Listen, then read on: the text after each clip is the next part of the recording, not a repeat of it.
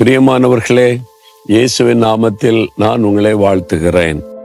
இந்த இடம், இந்த தோட்டம் அழகா இருக்கா பார்க்கறதுக்கு? இது ஒரு பகுதி தான். இது தேவனுடைய தோட்டம். இந்த தோட்டத்தில் 3 விதமான தோட்ட அமைப்புகள் உருவாக்கப்பட்டு கொண்டு வருகிறது. எதுக்காக? ஜெபம் பண்ணுவதற்கும் தேவனோடு நடப்பதற்கும். வேத புஸ்தகத்தில் ஆதியாகமத்தில் ஒரு தோட்டத்தை பற்றி சொல்லியிருக்கிறதா? ஏதேன் தோட்டம்.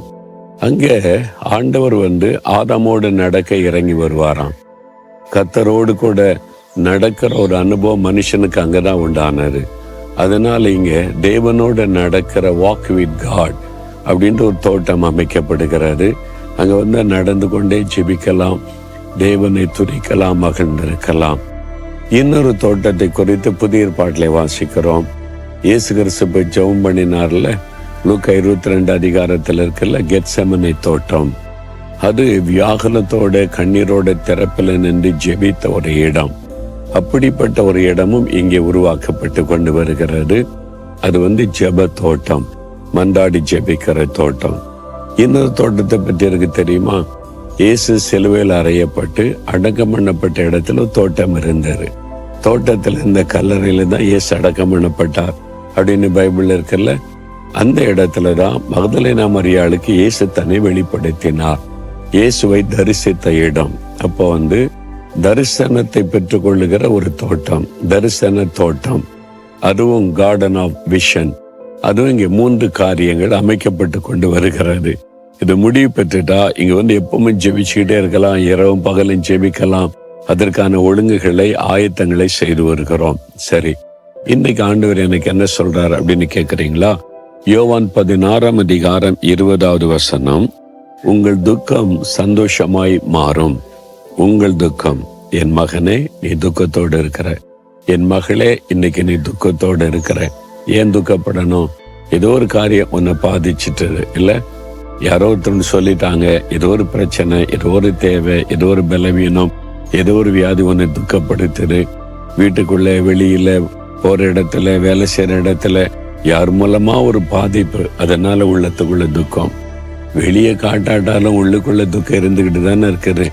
துக்கத்தோடு தானே அப்படியே வாழ்ந்து கொண்டு இருக்கிறீங்க. ஆண்டவர் என்ன சொல்றாரு? உங்கள் துக்கத்தை நான் சந்தோஷமா மாற்றுவேன். அவர் மாற்றுகிற தேவன்.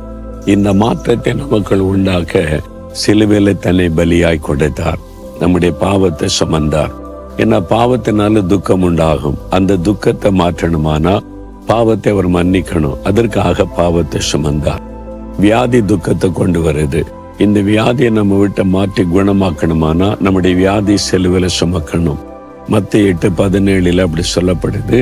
நம்முடைய பலவீனங்களை, நோய்களை சிலுவையில சுமந்தார். அப்போ உலகத்துல பல நிந்தைகள், நெருக்கங்கள், உபத்திரவம், பாடு, அது நம்முடைய துக்கப்படுத்துகிறது. அப்ப அதனால தான் இயேசு 53:4 பார்க்கிறோம், நம்முடைய பாடுகளை ஏற்றுக்கொண்டு துக்கங்களை எல்லாம் சிலுவையில சுமந்துட்டார். அப்ப நம்முடைய துக்கத்தை சிலுவையில் அவர் சுமந்ததுனால அவர் நம்முடைய துக்கத்தை மாற்ற முடியும்.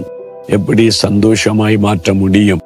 எதை குறித்து துக்கப்படுறீங்களோ அதே காரியத்தை குறித்து இங்க சந்தோஷப்பட்ட மகிழும்படி அந்த துக்கத்தை சந்தோஷமாய் மாற்றுவார். என்னைக்கு மாற்றுவாரு? இன்றைக்கு. அதனால தானே இன்னைக்கு உங்கள்கிட்ட பேசுகிறார்.